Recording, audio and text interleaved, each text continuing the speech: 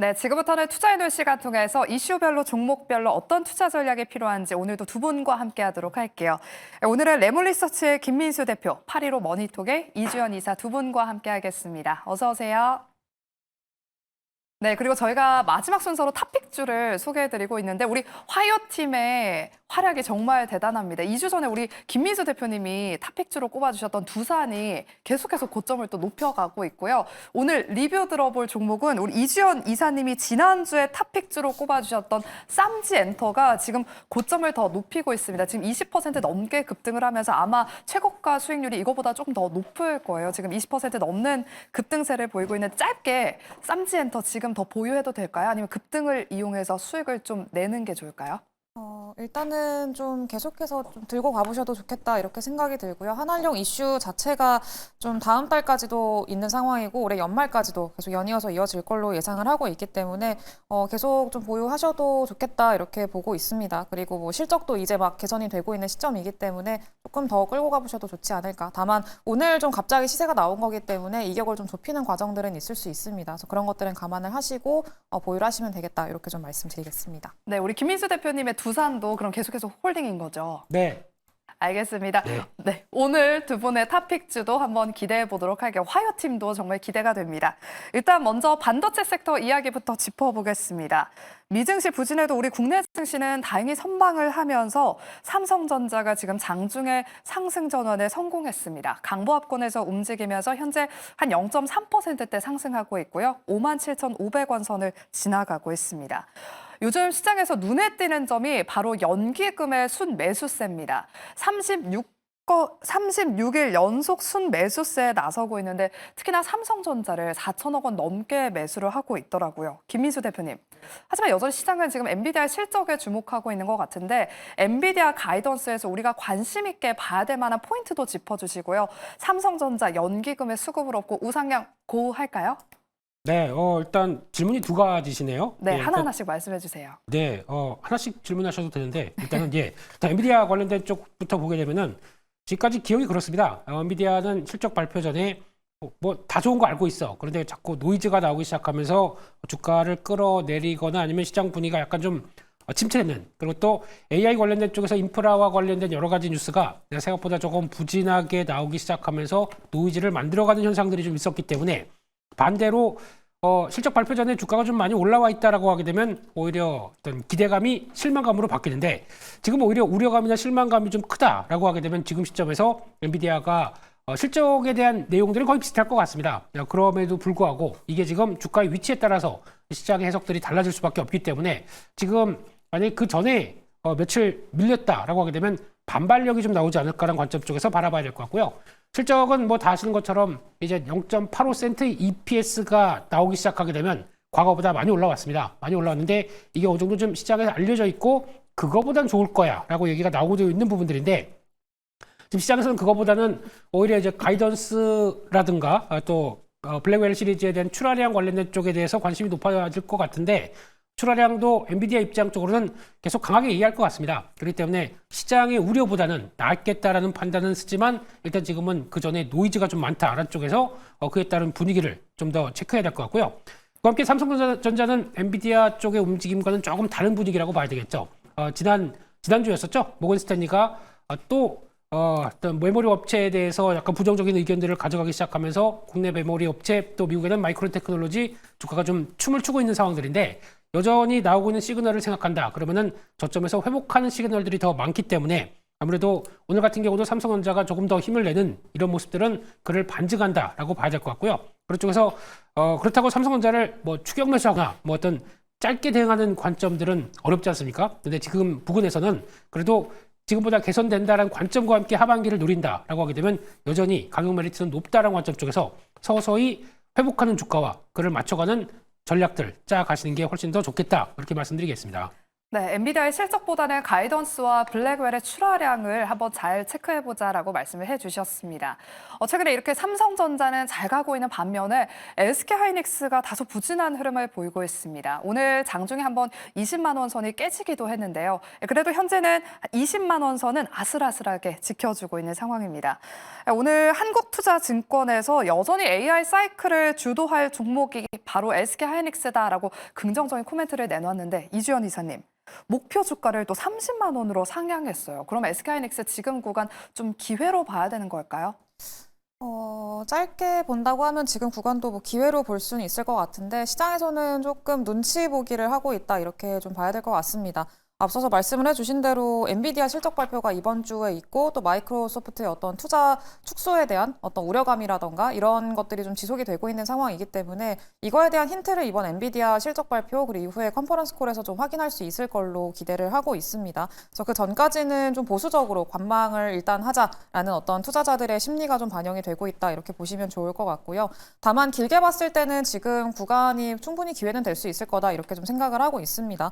앞으로 뭐 그러니까 올해 1분기 실적 발표 결과는 뭐 그렇게 좋진 않을 걸로 이미 다 알고 있고요. 일단 2분기부터는 그래도 성장세를 좀 계속할 수 있을 거다, 재개가 될 거다라는 기대감들이 현재 있기 때문에 그런 것들을 생각을 하고 그리고 뭐 지금 뭐 마이크로소프트의 어떤 투자 축소 발표라던가 뭐 이런 축소가 뭐 공식적으로 발표된 건 아니긴 합니다만 그런 우려감들이 부각되고 있는 그런 상황에서 마이크로소프트가 지금 뭐 투자를 뭐 축소하고 뭐 2개의 어떤 데이터 센터의 어떤 계약을 취소하고 이런 내용들이 뭐 전체적인 AI 사이클이 끝났다라고 보기는 아직까지는 좀 많이 어렵지 않을까라고 좀 생각을 하고 있습니다. 그래서 AI 이제 인프라 투자가 기존에는 좀 학습 위주, 그러니까 GPU 투자 위주였었다면은 이제는 추론으로 넘어가게 되면서 좀 맞춤형 칩으로 넘어가고 있는 그런 추세입니다. 그렇기 때문에 이제 그런 쪽에 대한 좀 방향성이 바뀌고 있는 그런 과정에서의 어떤 좀 과정이라고 보시면 좋을 것 같고요. 근데 뭐 맞춤형 칩이 뭐 늘어난다라고 했을 때도 거기에도 다 HBM 들어갑니다. 그렇기 때문에 HBM 안에서는 여전히 선두를 달리고 있는 SK하이닉스가 1등 기업이고 그에 따른 좀 프리미엄은 부여를 해줄 수 있지 않을까 좀 그렇게 생각을 하고 있고요. 계속 이렇게 좀 전환이 빨라지면서 많은 고객사들도 이 제품에 대한 업그레이드를 빨리빨리 진행을 하고 있습니다. 근데 가장 좀 또 선두에 있는 기업이 또 SK하이닉스이기 때문에 그 과정에서의 수혜도 충분히 기대를 해볼 수 있겠다 이렇게 좀 보고 있기 때문에 단기적으로는 좀 쉬어가는 구간들이 충분히 있을 수는 있겠습니다만 길게 봤을 때는 지금 구간도 뭐 메리트는 있다. 만약에 뭐 추가적으로 조정이 나와서 뭐 20만 원을 깨고 만약에 18만 원 선이 좀 보이게 된다라고 하면 그때는 진짜 기회가 되지 않을까 좀 그렇게 보고 있습니다. 네, 지금은 좀 다소 쉬어가고 있어도 SK하이닉스가 HBM의 선두인 것은 변하지 않는다라고 말씀을 해주셨습니다.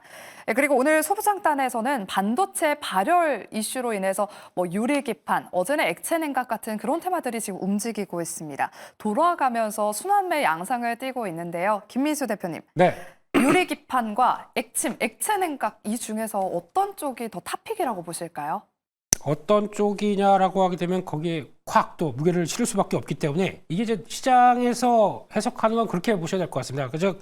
지금 이번에 엔비디아의 실적에 어떤 큰 흐름을 가를 게 이제 발열 이슈가 관련된 쪽들이 가장 높다 보니까 이 발열 이슈를 어떻게 잡을 것이냐, 그러면 시장의 대안이 뭐냐라고 했었을 때 가장 많이 나오는 게 이제 액체 냉각, 액침 냉각 이쪽으로 나올 수밖에 없는 부분, 그리고 그거를 잡기 위해서는 유리기판이 필요하다라는 쪽에 대한 필요성과 당위성으로 이제 주가가 움직이는 과정들이 섹터적으로 움직인다고 봐야 되겠죠. 그런 흐름을 보게 되면은 아마 엔비디아가 이제 얼만큼 어떤 식으로 해결과 방향성을 가져가느냐에 따라서 바뀌어질 문제라고 보여지고 있는데 가장 중요한 건 그러면 엔비디아가 아예 실적에서 우리 이걸 해결하기 위해서 유리기판을 본격적으로 채용하겠습니다 라는 쪽들의 어떤 방향성을 보여준다 그러면 그때부터 또 어떤 섹터에 대한 흐름들이 강화되기 시작하겠죠. 그런 쪽과 함께 그래도 큰 그림상은 국내 업체도 그렇고 어떤 국내 쪽에서도 기업들, 유수의 기업들, 뭐 삼성이나 SK 모두 다 진입한다는 쪽으로 관점이 나오다 보니까 어떤 변화가 나온다라고 하게 되면 지금 좀 더 방향성이 뚜렷한 쪽은 유리기판이 맞다라고 보여지고 있는데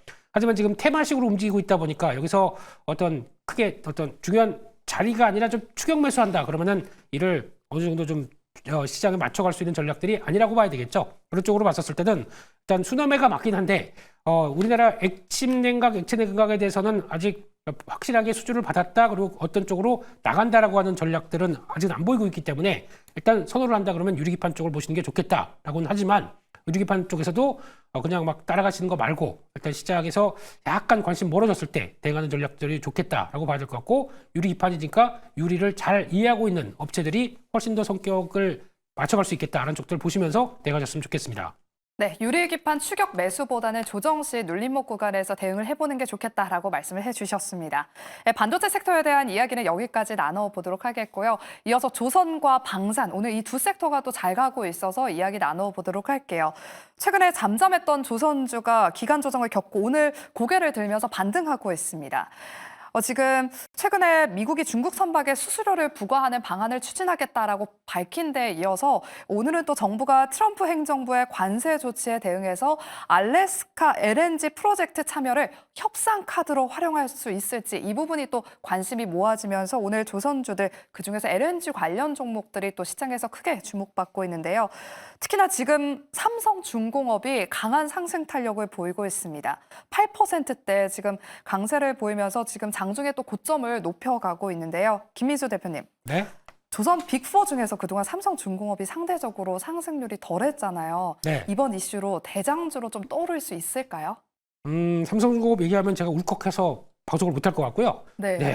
한 오래 갖고 있다 보니까. 근데 이제 중요한 거는 지금 시장에서 분위기가 좀 바뀌죠. 한때는 이제 시장에서 미국에 들어오는 이제 해군이나 군함, MRO 쪽에 대한 모멘텀이 강화된다라고 하면서 한화 계열 쪽 그리고 HD 현대중공업 쪽 이쪽이 강한 모습들을 보이다가 지금은 약간 결이 바뀌었습니다. 결이 바뀐 이유는 이제 LNG에 대한 중요성. 근데 지금 직접적인 모멘텀을 보라라고 하게 되면 어떤 방산에 대한 군함에 관련된 쪽에 대한 모멘텀보다 LNG 쪽에 대한 어떤 윤곽과 그림의 어떤 범위들이, 그러니까 즉 그림을 그려가기에는 LNG 쪽이 훨씬 더 구체적이고 강화돼 있다라는 게 더 개인적인 시각이라고 생각합니다. 지금 LNG 관련된 쪽에서의 종목들이나 변화들 계속 같이 움직이고 있는 상황이라고 봐야 될 것 같은데요.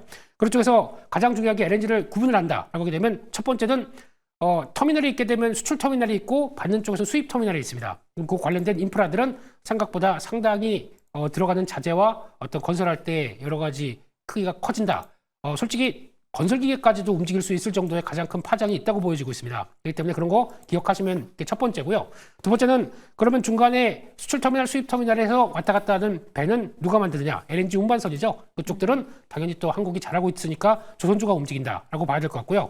마지막으로 세 번째는 그러면 그렇게 많이 생산하고 많이 쓰이는 LNG를 그러면 어디에 쓰느냐라고 했을 때 난방에 뭐 사우나도 아닌데 난방하겠습니까? 그게 아니라 LNG 복합화력발전 관련된 쪽에서 발전용으로 쓴다라고 하게 되면 그와 관련된 종목들 어느 정도 좀 세팅이 이렇게 되신 다음에 거기서 핵심적인 종목 하나, 둘, 셋 이 정도까지 해놓으시고 추세적으로 대응을 하신다. 그러면은 훨씬 더 좋지 않을까 생각하고 있으면서 그중에 핵심은 삼성중공업이 많이 받아가는 것 같아요. 근데 지금 삼성중공업은 아직 저희가 얘기하는 FLNG라고 하는 수출 터미널과 수입 터미널에서 강점을 보이는 플랜트다라는 쪽에서 해상 부유식이죠. 이런 쪽에서 성과를 낼 수 있겠다는 쪽들인데 요거는 이제 수주가 나오게 되면 약간 세론이 나올 수 있습니다. 그런 거 보시되 그래도 지금 알 수 있는 강점을 갖고 있는 회사 삼성중공업이 부각을 받는다라는 정도로 보시면서 추격 매수는 말고요. 약간 좀 주춤했을 때 계속 보자 그렇게 말씀드리겠습니다.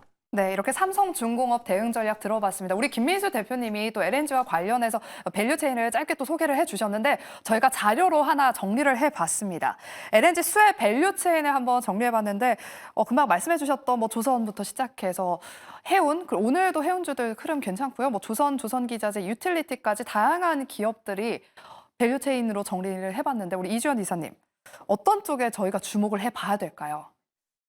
여기서 제일 센 종목들에 좀 주목을 해보시면 좋을 것 같은데 일단 그동안에 좀 많이 빠져 있었고 어느 정도 가격적인 메리트가 부각되는 그런 종목들 중심으로 지금은 좀 보시면 좋지 않을까 생각을 하고 있습니다. 대표적으로 뭐 포스코 인터내셔널이 있을 수 있을 것 같은데 지금 뭐 트럼프 대통령이 앞서서 말씀을 해주셨다시피 뭐 우리나라한테도 알래스카산 LNG 뭐 살래 약간 이렇게 얘기를 해놓은 그런 상황이죠. 그러면서 LNG 뭐 수출에 대한 어떤 기대감들이 현재 좀 많이 부각이 되고 있는 상황인데 포스코 인터내셔널 같은 경우에는 이미 좀 북미산 LNG를 선제적으로 확보를 해놓은 그런 이력들이 일단 있고요. 그리고 작년 한 8월 달쯤에 멕시코 퍼시픽 쪽으로 이제 한 1년에 70만 톤, 그 정도의 북미산 LNG 수입을 좀 계약을 해놓은 그런 상황입니다. 그래서 이제 선제적으로 좀 어느 정도 행동을 해놨다라는 점에서 지금 충분히 부각받을 수 있는 환경이라고 좀 생각을 하고요. 뭐 한 2, 3년 전쯤에는 셰니어랑도 같이 연간 한 40만 톤 정도 계약을 해놨기 때문에 일단 이런 것들이 좀 긍정적인 내용들이라고 좀 보시면 좋을 것 같습니다.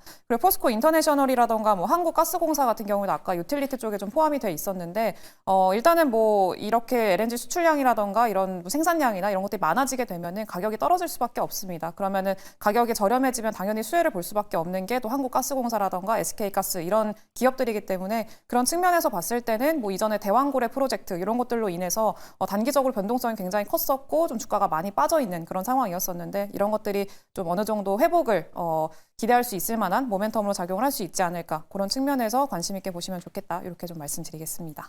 네, LNG와 관련해서 수혜를 입을 수 있을 만한 특징주로 또 포스코 인터내셔널과 한국가스공사를 말씀해 주셨습니다. 눈여겨보시길 바라겠고요. 이어서 방산주 이야기 나눠보도록 할게요. 오늘 한화 에어로스페이스가 최근에 시장이 지지부진함에도 불구하고 5일선을 타고 지금 꾸준하게 오르고 있습니다. 덕분에 시총이 30조 원을 돌파하면서 코스피 시총 10위권으로 진입을 했는데요.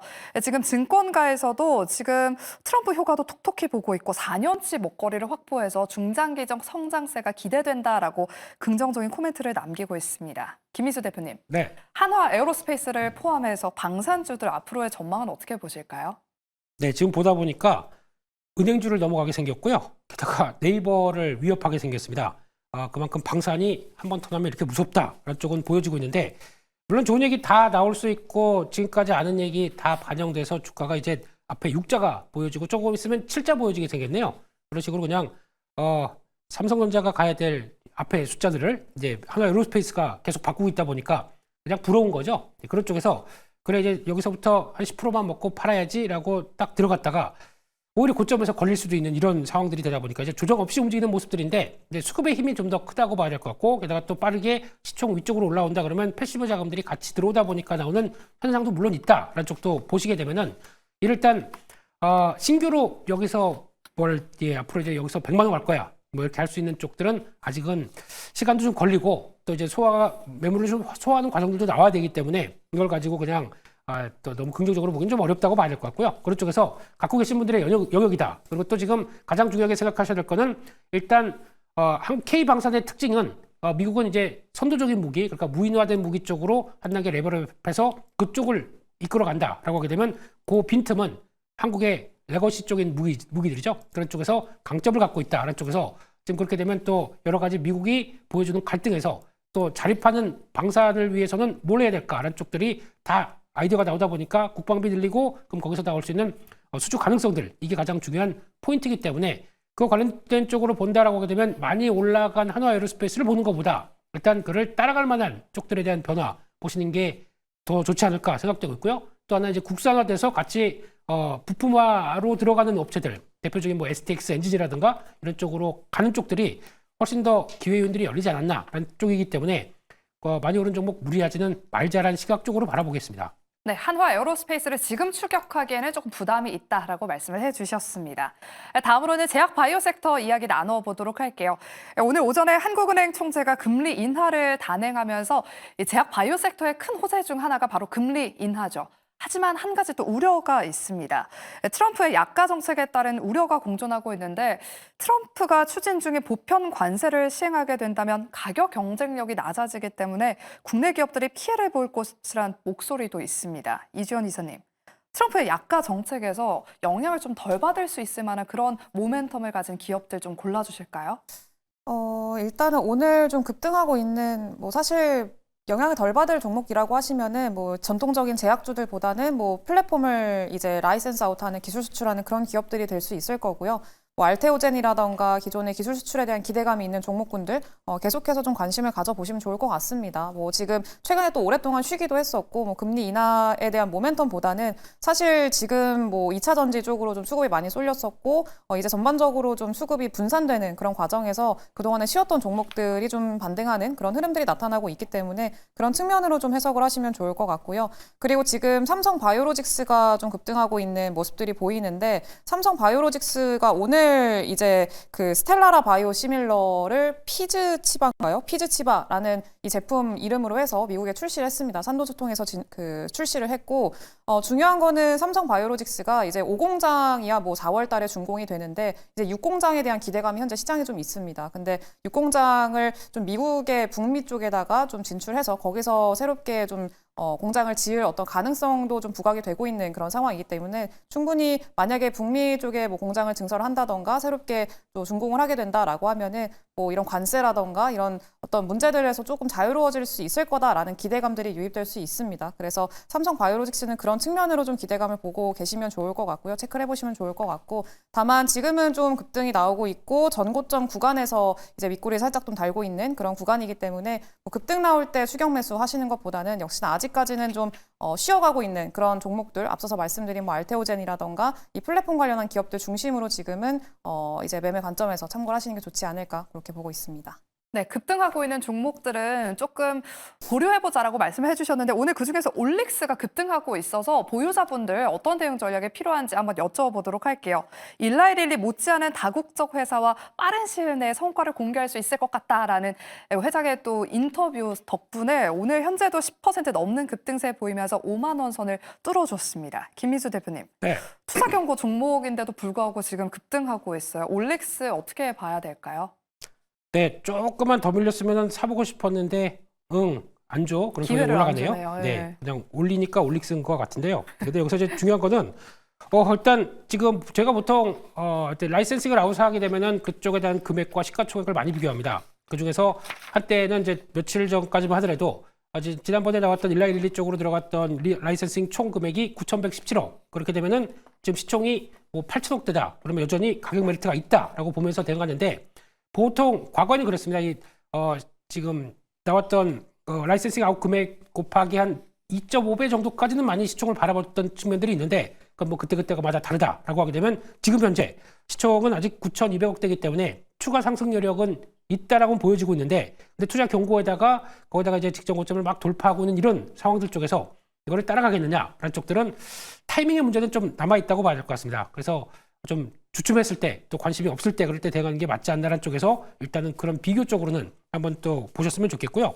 그런 가운데 지금 이번에 나왔던 얘기가 피부와 모발 재생의학 관련된 쪽에서 유수의 빅파마와 계약을 할 수 있겠다라고 얘기를 하다 보니까 그 기대감도 좀 작용한 것 같은데 투자 경고 쪽에서 무리하게 따라가는 것은 좀 아니지 않나라는 쪽에서 일단은 좀 기다려보자 그런 쪽으로 말씀드리고 눌렸을 때 사자라는 쪽인데 그냥 부럽습니다. 네. 네, 알겠습니다. 이렇게 올릭스까지 저희가 투자 전략 세워봤습니다. 그럼 마지막으로 저희가 딱 한 가지 섹터를 남겨뒀어요. 한한령 해제에 따라서 투자 전략 한번 여쭤보려고 했는데 두 분의 탑픽주가 다 이쪽과 관련이 있더라고요. 여쭤보도록 할게요. 이주연 이사님. 네. 쌈지 엔터를 이을 수 있을 만한 오늘 탑픽주 어떤 종목을 준비해 오셨을까요? 스튜디오 드래곤이라는 종목을 좀 소개를 해드리려고 하고요. 일단은 지금 뭐 중국의 한한령이 해제가 됐을 때 누가 가장 큰 수혜를 볼 수 있을까를 고민을 했을 때 가장 좀 피해를 많이 봤던 업종 섹터가 될 수 있을 것 같습니다. 그게 콘텐츠라고 보시면 될 것 같고요. 그동안에 뭐 중국 같은 경우에는 한한령이 없다라고 얘기를 하긴 했습니다만 국내 콘텐츠들이 중국에 공식적으로 들어가지 못했는데도 불구하고 중국 사람들은 또 한국 콘텐츠를 너무 많이 알고 있습니다. 잘 알고 있고 한국 사람들보다 잘 보고 있고 결국에는 그거는 뭐 불법으로 좀 봤다라고 봐야겠죠.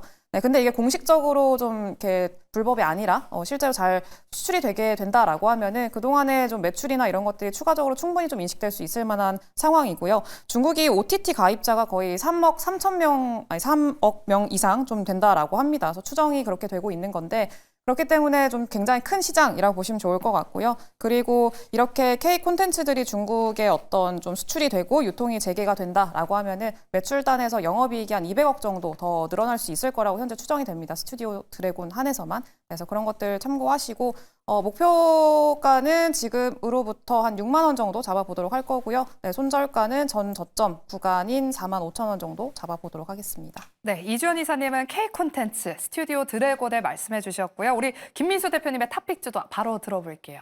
네, 비율입니다. 일단 뷰티네요. 네? 뷰티. 네, 우리 앵커님 같은 네.